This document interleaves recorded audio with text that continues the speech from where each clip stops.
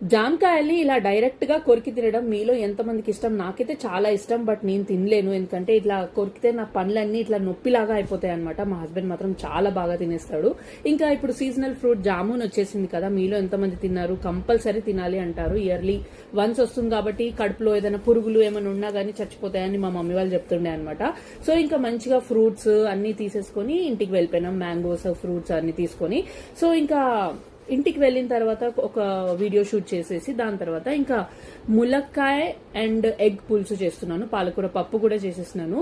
So first whole garam masala వేసేసి అందులో మంచిగా స్లైస్ చేసుకున్న ఆనియన్స్ వేసేయాలి. 2-3 గ్రీన్ చిల్లీస్ కూడా వేసి ఆనియన్స్ కొంచెం లైట్ బ్రౌనిష్ అయిపోయిన తర్వాత అందులో ములక్కాయ వేసేయాలన్నమాట. మంచిగా మునక్కాయలు ఉడికిపోవాలి. ఉడికిపోయిన తర్వాత జింజర్ గార్లిక్ పేస్ట్ వేసేయాలి. జింజర్ గార్లిక్ పేస్ట్ ఫస్టే వేస్తే అడుగంటేస్తుంది. సో అందుకే తర్వాత వేసి మంచిగా ఉప్పు, కారం, పసుపు, కరివేపాకు చాలా ఎక్కువ వేసుకోవాలి. వేసేసి పులుసు పోసేసి ఇంకా పైనుంచి కొంచెం వాటర్ వేసేసి ఇంట్లో చేసుకున్న మసాలా పౌడర్ ఉంటుంది కదా అది వేసేయాలి. అండ్ ఎగ్స్ వేసేయాలన్నమాట. చాలా టేస్టీగా ఉంటుంది. మీరు కూడా ట్రై చేయండి. వీడియో కనుక నచ్చితే లైక్